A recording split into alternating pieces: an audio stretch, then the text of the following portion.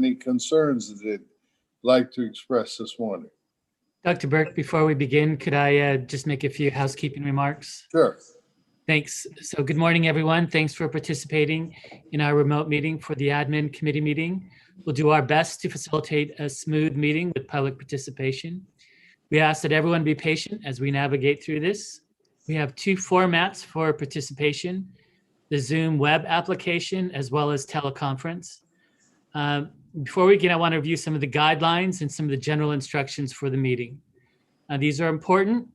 Please silence your other communication devices such as your cell or desk phone. This will ensure we're not hearing any feedback or causing interruption during the meeting. And during the meeting, all participants on Zoom, except for the board members and staff, will be placed on mute by our host. And that means you will not be able to mute or unmute your lines manually. After each agenda item, the chair will announce public comment. For those on Zoom, if you'd like to make public comment on the Zoom screen, please click on the raise hand button, and that will signal to the host that you'd like to provide public comment, and you'll be added to the list. And if you're using Zoom on your smartphone, please tap the raise hand button on the bottom of the screen. For those calling in using the phone line only, you can dial *9 on your keypad to signal that you would like to comment. Your name will be called when it's your turn to comment, and the host will unmute your line automatically. Please note you can hang up and or leave the Zoom meeting at any time. And that concludes my housekeeping remarks, Dr. Burke, and I turn it back to you. Okay, thank you very much. Going back to, do any of the board members have any concerns that they'd like to express this morning? Dr. Burke, good morning. I'd just suggest maybe we take a quick roll call. Okay. Would the clerk call the roll? Chairman Burke. Here. Mayor Pro Tem Caciotti. Here. Councilmember Mitchell.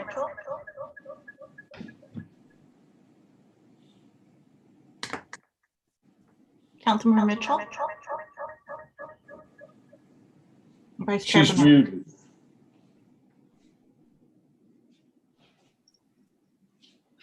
Here. Yes, took you a long time. I know this is your last admin committee meeting, so you want to milk your time. I know. There's a method in the madness. Yeah, I know. And Bay, I would suggest that if we're going to have a roll call at the beginning of every meeting, they should put that on the agenda. Okay. Yeah. That's a great idea. Thanks, sir. Mm-hmm. Has the clerk completed calling the roll? Yes, everyone's present. You got me? Okay.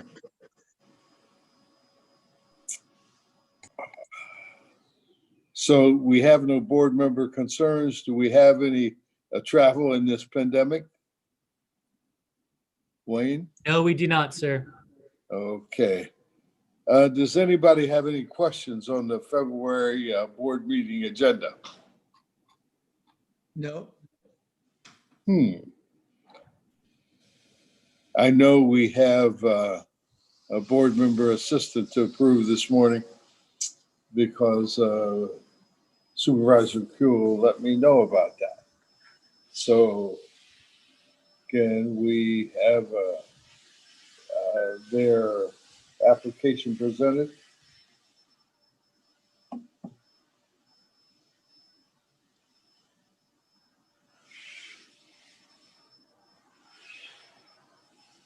Does anybody have the board member's assistant's application? Does anybody know her name? I saw it yesterday. Huh? Yeah, I saw the email coming through yesterday. Yeah, I saw it. It came through in an email, and let me see if I can find the. Came from Nancy. Lorraine Lundquist is her name? Yes, right. Would anyone like to move? I'll move approval of that. Second. Okay, No. we have a second. motion for approval and a second. Would the clerk please, do we have any discussion? Do we have any public comment? No public comment. Would the clerk call the roll? Vice Chair Benoit, Aye. Mayor Pro Tem Caccioti, Yes.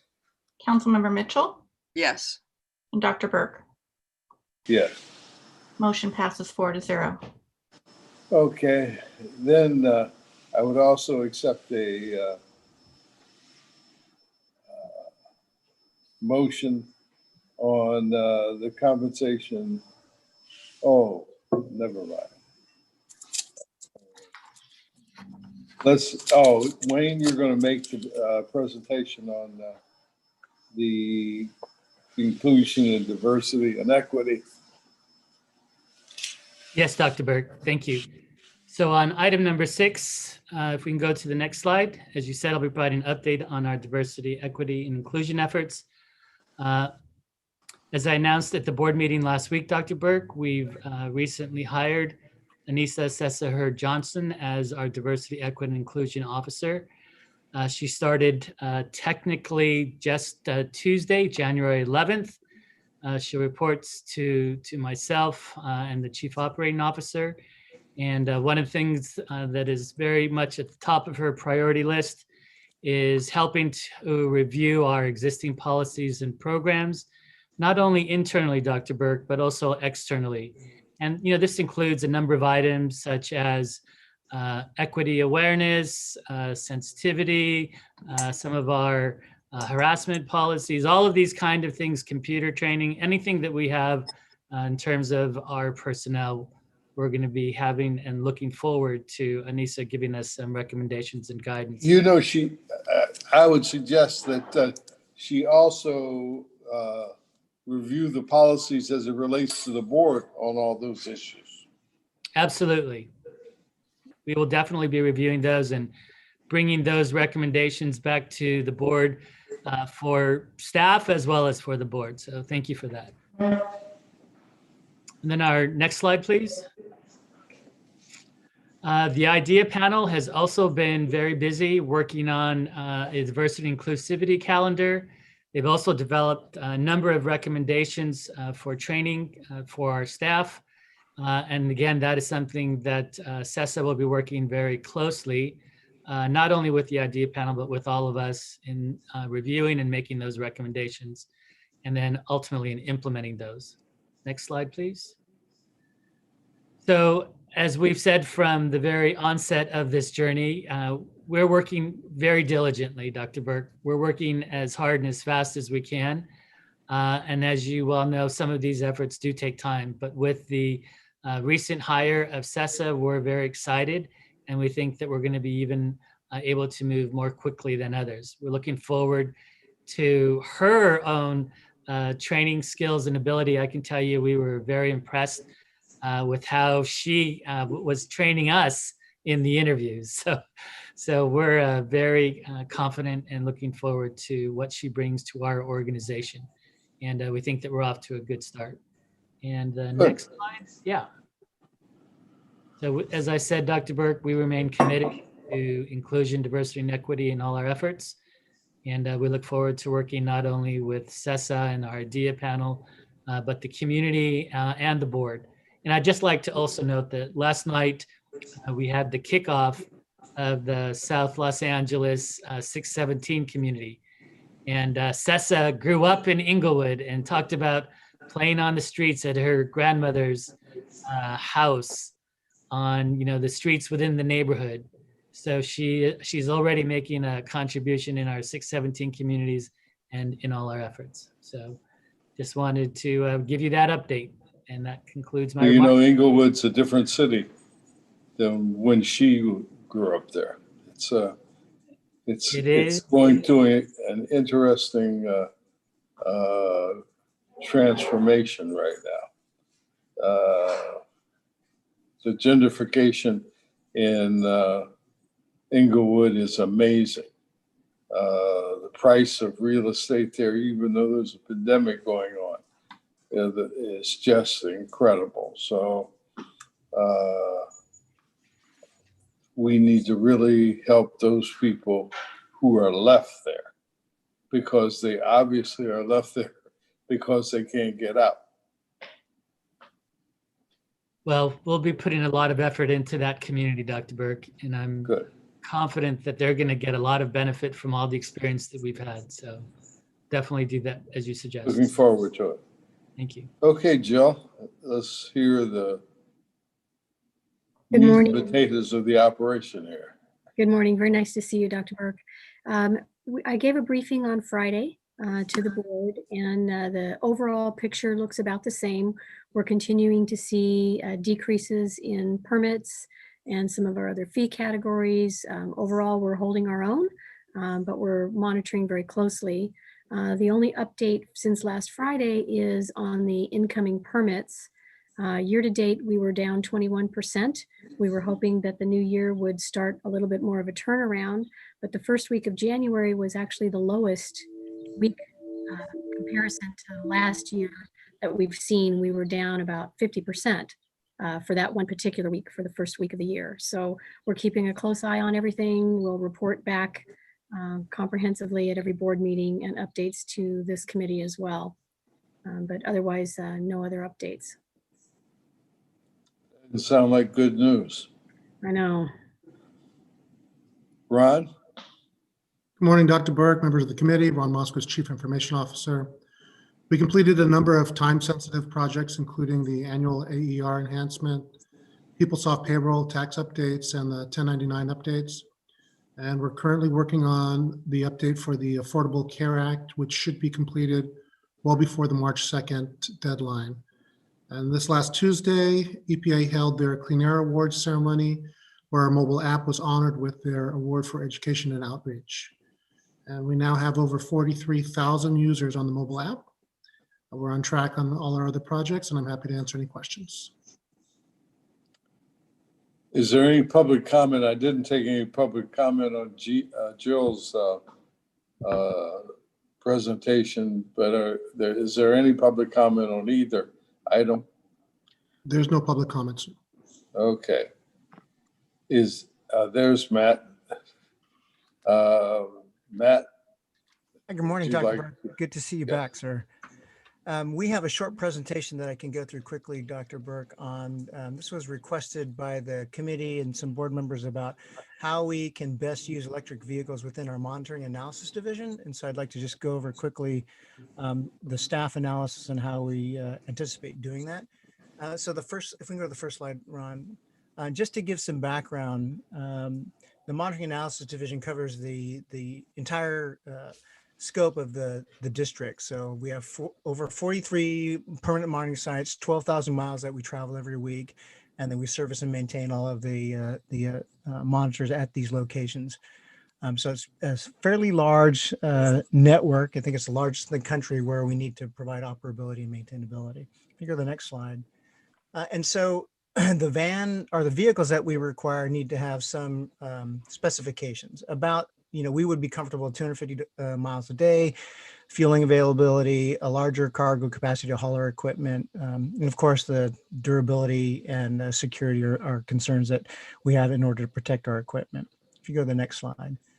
And the next slide just shows the types of equipment that we haul. So you can see and we had been previously using natural gas vans. So the GMC Savannah that you see and the Chevy Express, you can see the equipment that are bolted to the sides of the van. We also have calibration gases. You can see the green cylinders in both the Chevy and the GMC. And then we did recently purchase a Chrysler Pacifica, which is a plug-in hybrid, 33 miles, all electric range. You can see that we've removed the seats in the back in order to provide more cargo capacity. So although it is it's a larger format vehicle, it's not able to haul the larger pieces of equipment, but it can haul some other pieces of equipment that are usable throughout the network. If you go to the next slide, we're also trying to use some of these Ford Transit gasoline vans. This is actually the FlexSense van. So you can see on the picture to the right, it's essentially packed full with all of the equipment and the racks so it's highly customized. We've put racks in there to hold the equipment down. And the Transit this is actually a really nice size for the monitoring analysis division because you're able to have the sliding doors on the side and also a fairly large cargo capacity. The next slide, We have tried to repurpose some of the existing vehicles. So these are plug-in hybrid electric vehicles to the Chevy Volt. Unfortunately, as you know, they don't make this anymore, but it's got 40 miles plus of all electric range. We're using this currently for our AQ spec program to look at the mobile protocols for different sensors. You can see in the back, because it's a hatchback, we're able to fit quite a bit of equipment back there, but it's larger or it's smaller equipment, not the larger cylinders and monitoring that we need to take to the other monitoring stations. But that is just to show that we are trying to utilize the existing technologies. So I think the crux of the discussion here is the next slide. This table shows the availability of, or the claimed availability, I should say, of some of the providers on electric vehicles. You can see Change, the Phoenix Shuttle, Green Power, Lightning, Workhorse, and Adamani. Those are all electric work van products that have marketing material that indicate that they are available. Just to point out that we are working with Change and Phoenix on demonstration projects, those are currently ongoing. But the thing that I would draw your attention to are the three columns: range, cargo capacity, and cost. So the range, you can see that most of these are less than 200 miles. And the cargo capacity is fairly large. These are kind of the larger package delivery shuttle van cargo capacity. And that's because that market segment is probably the most profitable. So they're able to probably see a return on investment fairly quickly with having package delivery or shuttle operations. The XL hybrid, you see it at the second from the last row, that's actually just a hybrid. So there's no all electric range. It's a conversion. That's why you see it's got 350 miles. So even though it's a hybrid, there is no pure electric operation. And then finally, the Transit Connect is the one that I showed, the gasoline version. You can see it's got fairly large range, about the right capacity that we need for cargo. And just the super inexpensive price. So all of the other offerings are about 6 times more expensive, which you would anticipate for a new technology. So if you go to the next slide, the upcoming offerings that we believe that are going to occur in 2021 are the Ford Transit Electric. So it's the same van that we like with the gasoline, but they should have an all electric offering. And then you've probably heard Rivian is working with Amazon to do a package delivery, smaller van format. Just a couple more quick slides, Dr. Burke, on fueling infrastructure. The next slide shows DC fast charging opportunities. So if we did have a technology that had lower than 250 miles, there's a potential for using DC fast charging. It's a little bit hard to read, but you can see in about the center left of the map, that's where Diamond Bar is located. And all the blue dots are where DC fast charging is available, but it's always based on availability and operability. Are they in operation? Although there is potential for quite a few DC fast charging stations, it still would be somewhat of an unknown when our operators go out to ensure that they could fuel. So we would likely look for monitoring stations that they could service that would be within their range. The next slides, the next two just show that there was some discussion about potentially putting fueling stations at the monitoring stations. A lot of them don't really allow for that in terms of the property ownership, the locations, and the dwell time. Our operators aren't there for a long period of time, so it may not be feasible to put DC fast charging in those locations, but that's certainly something that we'd be open to discuss with the property owners. And then finally, the last two slides, Dr. Burke, this is as I'd mentioned, we're working with Change, we're working with Phoenix. We have requests out for them to give us loaners so we could potentially use that in our operations as a demonstration. Currently, they're reserving their vans for potential customers. And so we're still trying to negotiate with them and getting a demonstration for our program. And then finally, the last slide is just, we're continuing to monitor for vehicle models that would more or better fit the operational needs of the division, but we're also looking for opportunities to demonstrate existing technologies. And I know that we discussed some of the upcoming entrepreneurs that are firms that have offerings in the news media with Councilmember Cacchiotti, and we're pursuing those as we move forward with these different potential technologies. That concludes my presentation, Dr. Burke. Thank you very much. Any questions for Matt? I'll just make a quick comment if I could. Yes. Matt, I just appreciate the in-depth look at this, and recognize that we would really love to see us move away from gasoline powered and move towards electric. But I recognize the hurdles. Thank you for explaining the dwell time. That was my thought. We could even do level 2 charging at the stations. Obviously, that's not an opportunity if we're only there for 30 minutes and moving on to the next one. So I appreciate the in-depth look. I look forward to hopefully some new vehicles coming out that change this paradigm we're in right now, and so we can shift to that direction. But other than the Rivian or the Ford Transit, which I think the Ford Transit, it's Rivian's technology. But either way, hopefully that will start to push us in that direction or allow us to go that way. But yeah, if we can do anything else to get, hopefully we'll see offerings from Ford, including a hybrid version of that transit van. It's too bad they don't just build that as a baked in model. It's a an aftermarket thing, and the cost is pretty exorbitant. So I appreciate staff's time and energy on this, and you're going to keep hearing it from us. I know you guys are going to keep looking. So thank you. From my perspective, the development of technology of the vehicle is less important than the charging facilities. And I was somewhat surprised, pleasantly surprised, at the amount of fast charging facilities that are available. Now, out your way, Ben, it's 12, 15 bay situation. The size of the dot did not indicate whether it was a one charger or 2 chargers. So I think as that map continues to develop, the ability to use these vans increase exponentially.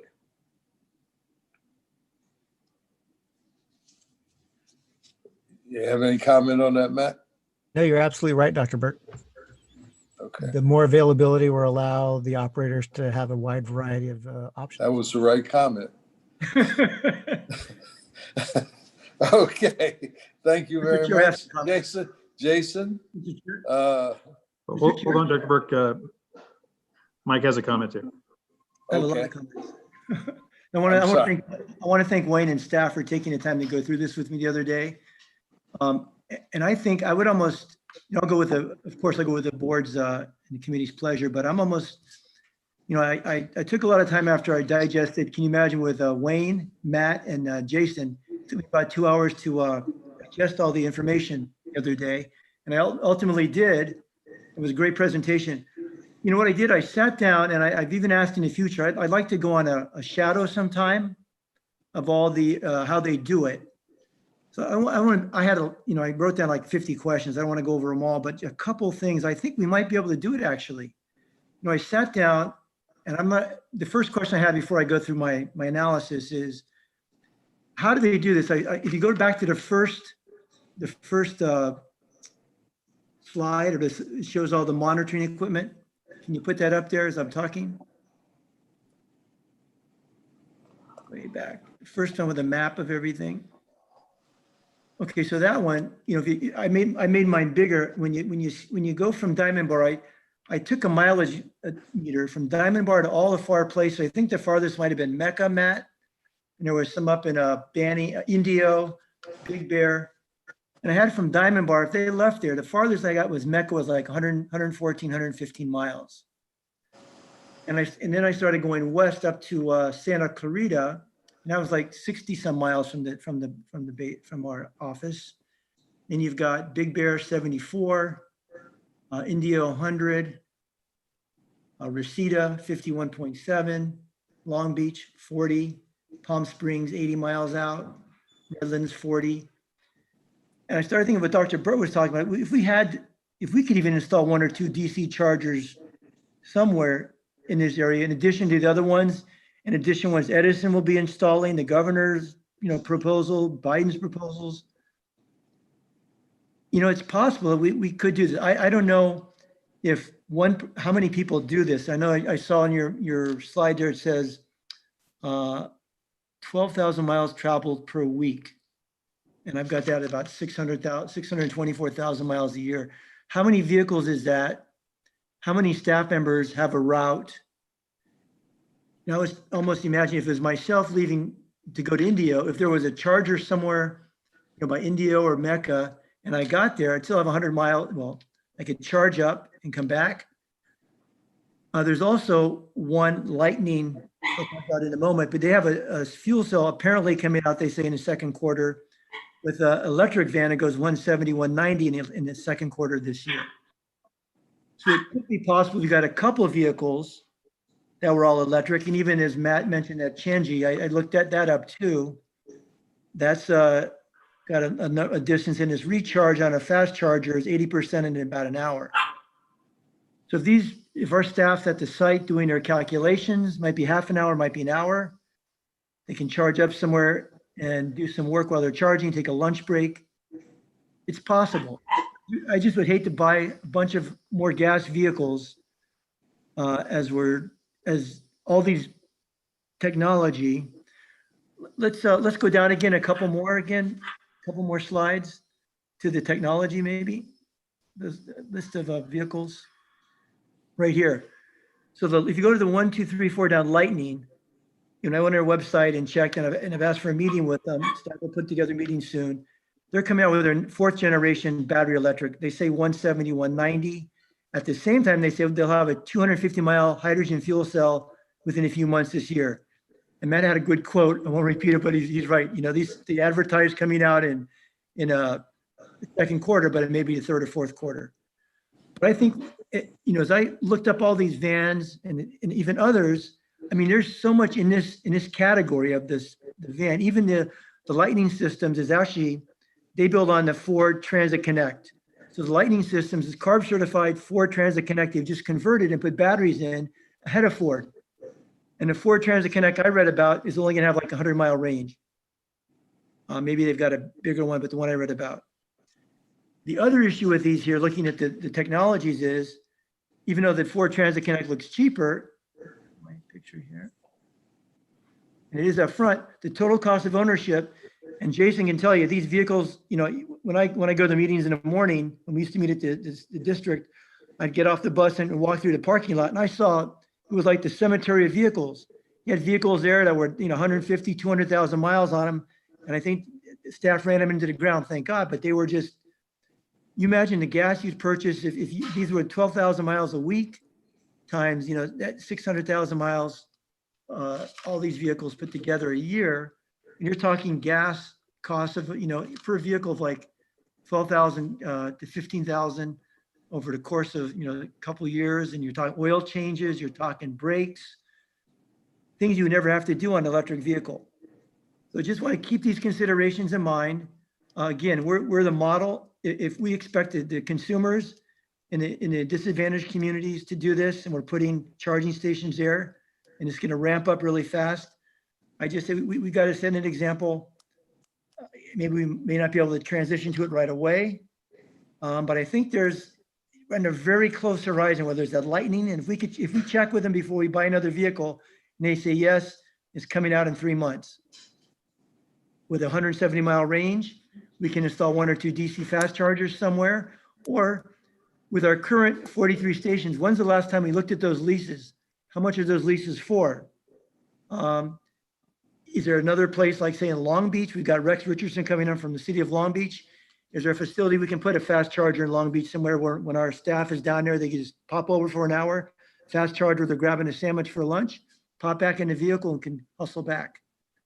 So I think, like the chair says, the charging station, the infrastructure is being built out, and Matt put up there's enough charging stations there. Matt made a good point in our discussion.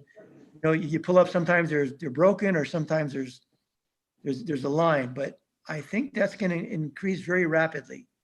So just some thoughts, Mr. Chair. Hey, Dr. Burke, Yes.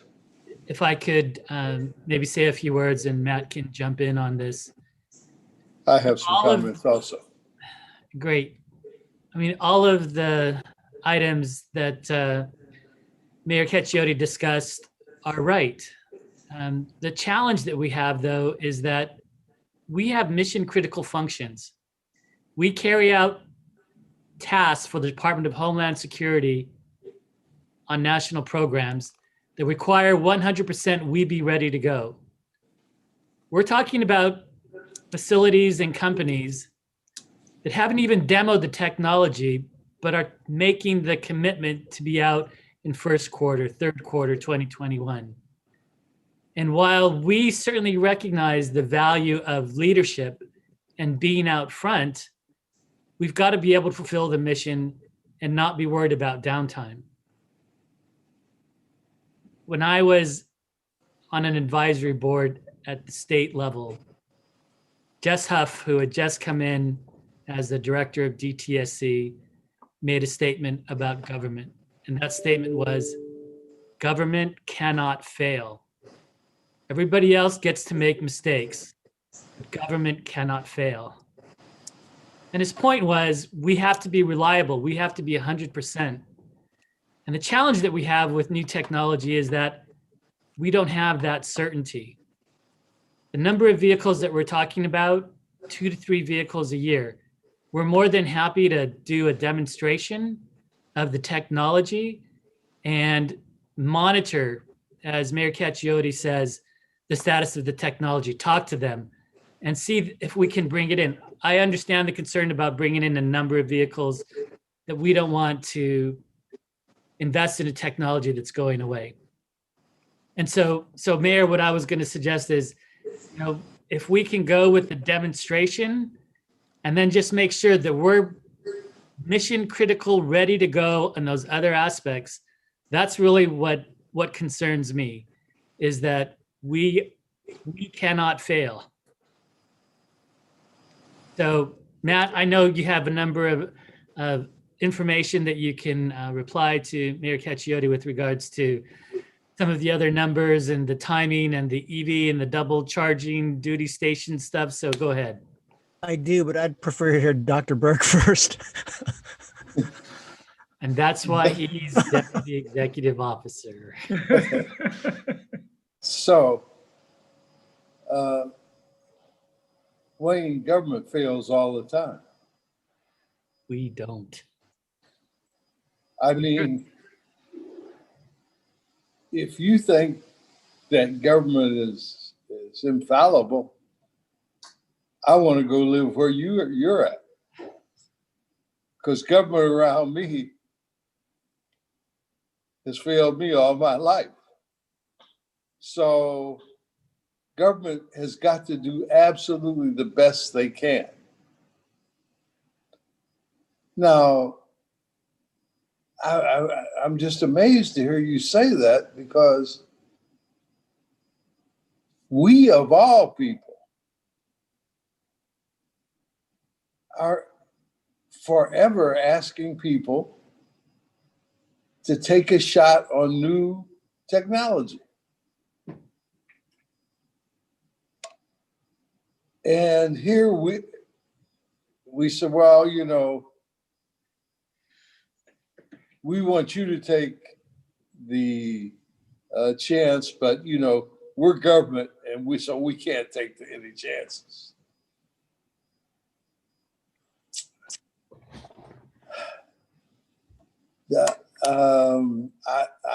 I just think that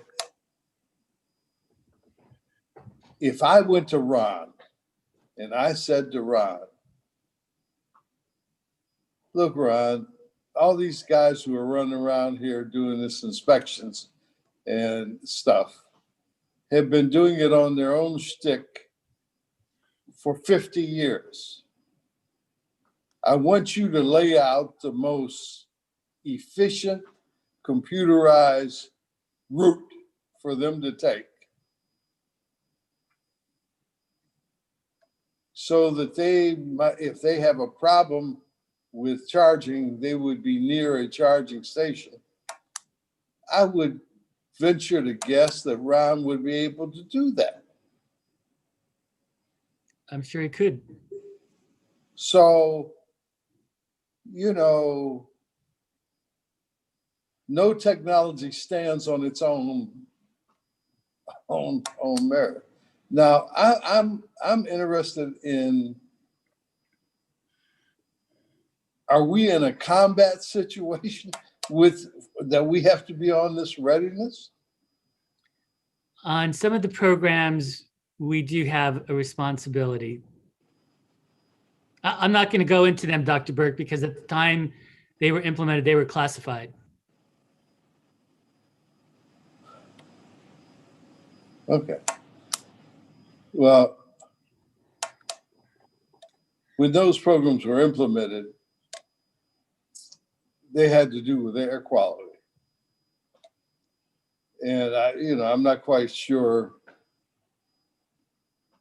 how ready is ready, or if you could do 80% of one and 20% standby to fulfill your governmental contractual obligations. And I know you wish I'd stayed sick another month right now. So, but Not true, Dr. Burke. We're very glad that you're back. But leadership is not done from behind. I agree, Dr. Burke. And we are out front. I mean, we're the ones proving the technology. The other side, and this is something that was also said to me by a very distinguished professor, and that was, when you have new technology and you put it out for the public to view, it's absolutely critical that you're successful. Because if you're in a high profile situation and that technology fails because you hadn't gone through the actual proving of that technology, then that technology is tainted, and it takes much longer for that technology to recover and become fully deployed and be deemed successful, because people will always remember the time that it failed. And so we want to make sure that the technology is solid, that it's certain. And in this particular case, as I said before, we're willing to move forward in the demonstration phase where those technologies aren't. Dr. Burke, we want to be. Wayne, let me ask you a question. Sure. Are you saying that you're testing electric vehicle technology here? Absolutely, Dr. Burke. I mean, look what we're doing. Well, wait a minute. So you're saying that if they don't work, Tesla's going to go under? No. That people will stop buying electric cars? No, I'm not saying that at all. We're looking at different technology. Well,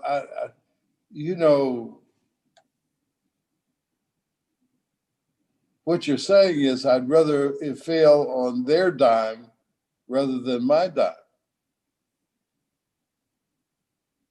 Dr. Burke, I don't want it to fail on anybody. What Casciotti was saying was, if you buy gasoline-powered cars now, they're good for another 100,000 miles and years on that parking lot in Diamond Bar.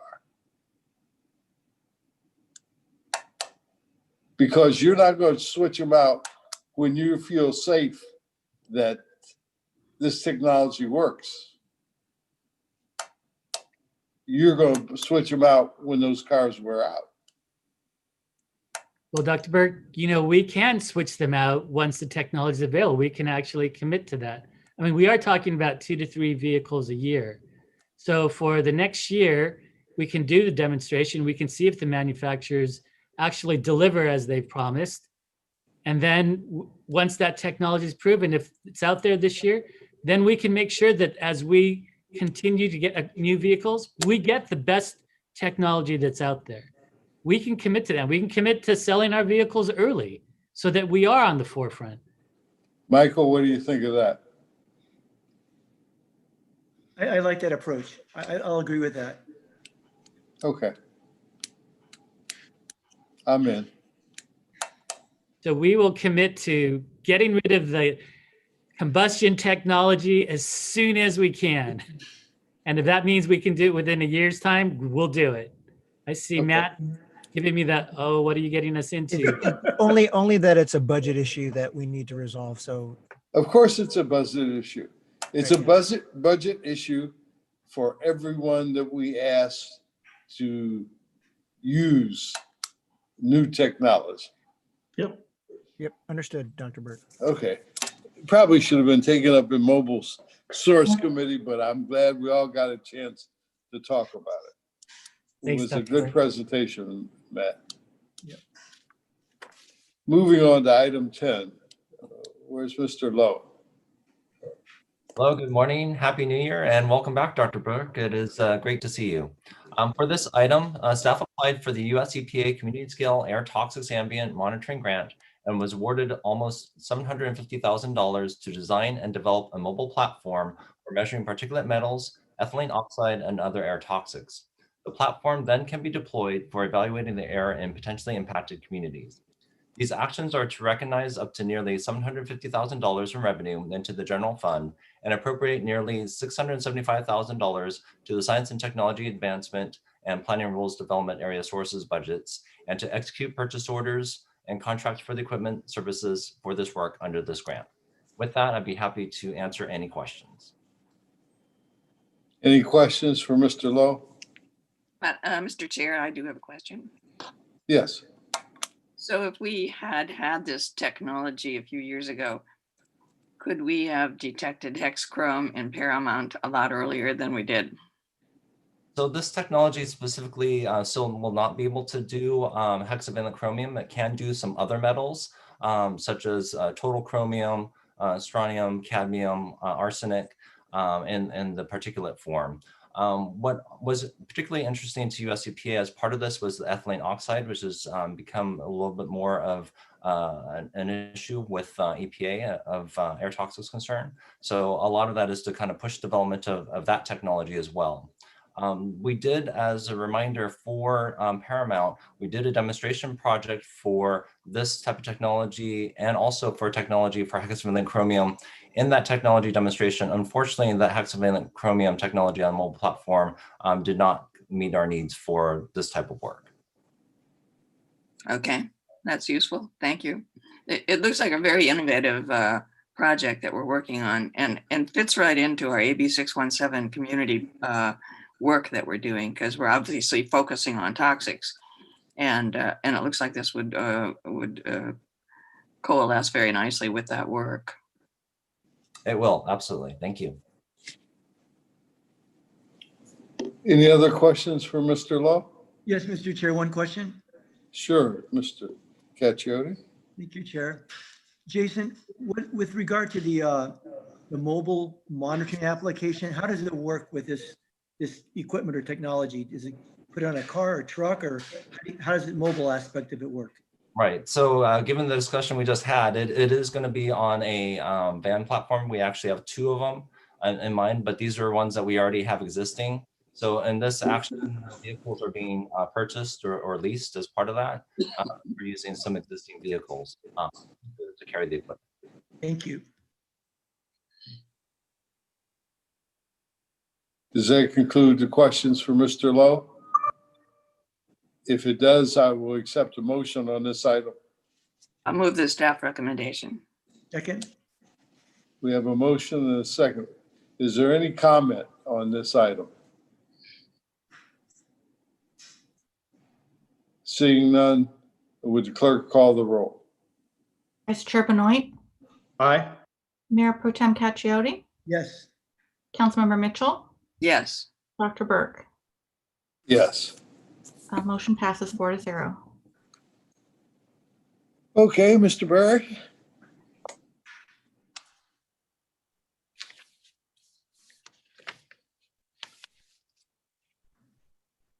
Naveen, are you there? Naveen or Matt? He is there. He's coming on, Dr. Burke. Yes, sir. So this item, You got to catch up with this technology, Naveen.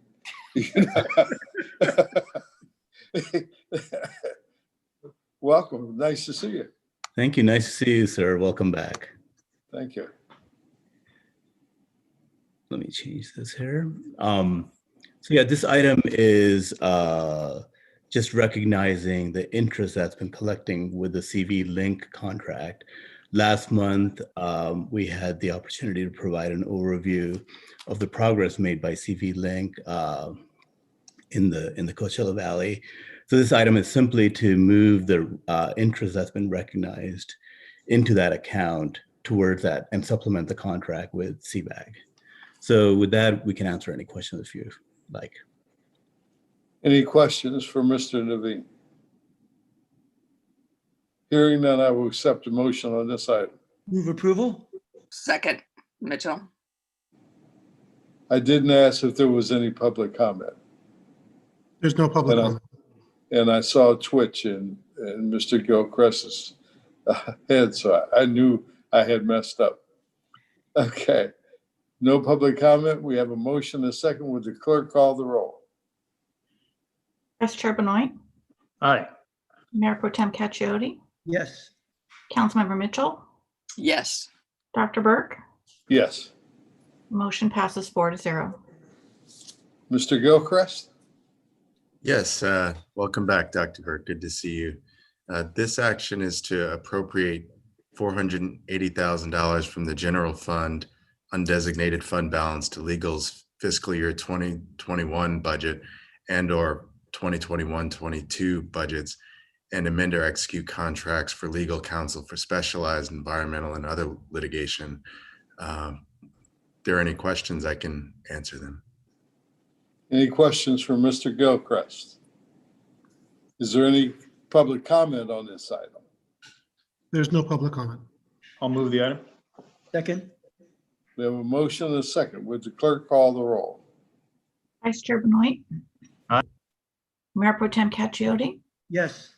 Councilmember Mitchell, Yes. Dr. Burke, Yes. motion passes 4-0. Mr. Oliver? Yes, thank you. Good morning, Dr. Burke, and welcome back. This item is to appropriate $100,000 from the undesignated fund balance to AHR's 2021 budget and to allow for the initiation or amendment of contracts for legal services relating to labor relations and employment matters. These funds would be used for the pre-qualified list of legal firms that the board approved in April of 2020 to help us continue to address HR matters, including COVID-19 related issues, SB Sarah retirement issues, and ongoing labor relations matters. I'm happy to answer any questions. Any questions for Mr. Oliver? Any comment on this item? Any public comment? No public comment. Thank you. I'll move the item, Mr. Chair. Yes, I'll move the item. Second? okay. We have a motion and a second.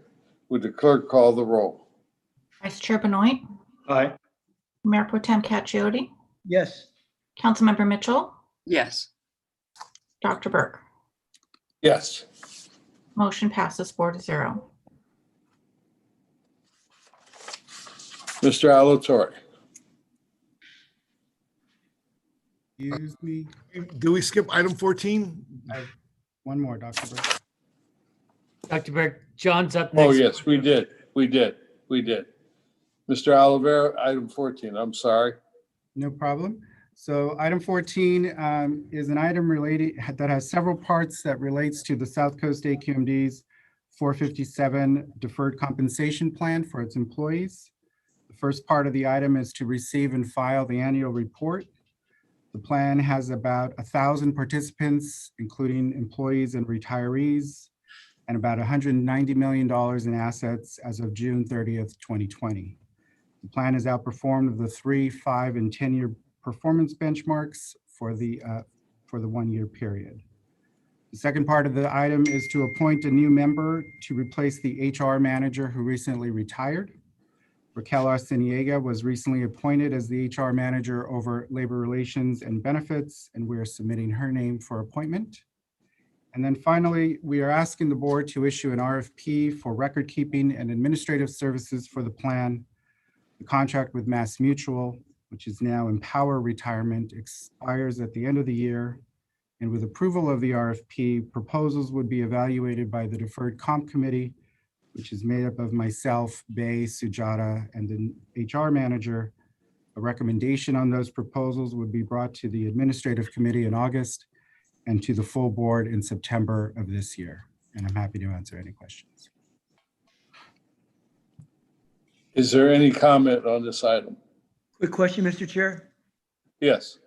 Mr. Oliveira, how, I looked at their returns, and I'm looking at their assets.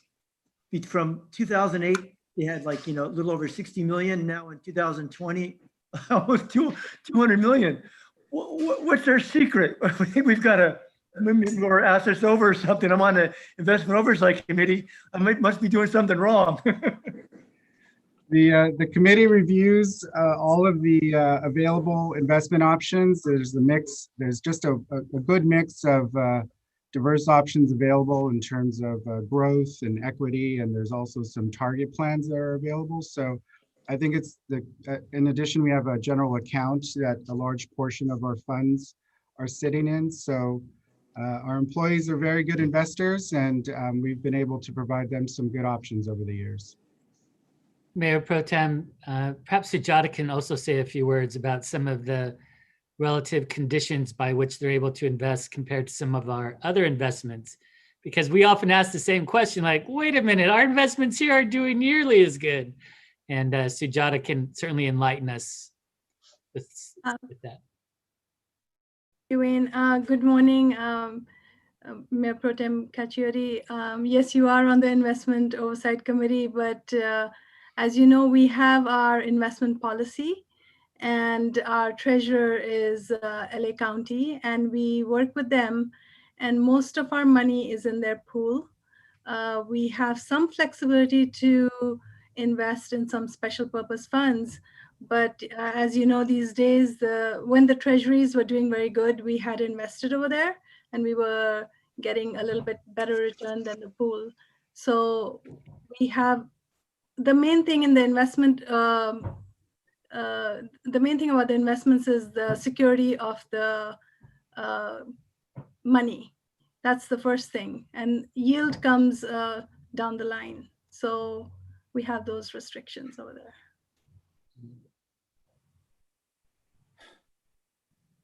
Thanks, Sujata.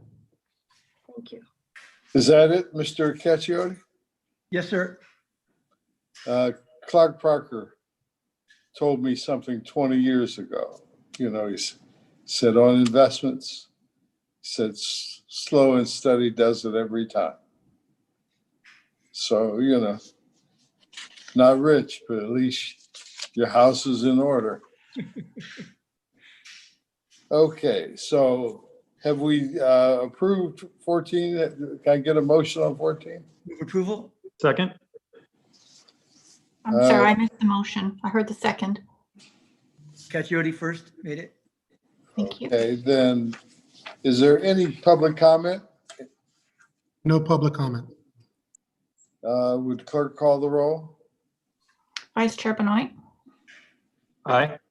Mayor Pro Tem Caccioli, Yes. Councilmember Mitchell, Yes. Dr. Burke. Yes. Motion passes 4-0. Item 15, Mr. Alatorre, I was rushing to get to you. Thank you, Dr. Burke. Welcome back. This item is to renew the memberships for 9 members to the local Gov Small Business Assistance Advisory Group. They have been prior members, and we're just asking for a new renewal of their appointment. That's it. Okay. Is there any board committee comment on this item? Any public comment on this item? No public comment. Then I will accept a motion on this item. I'll move the approval of the list. Second?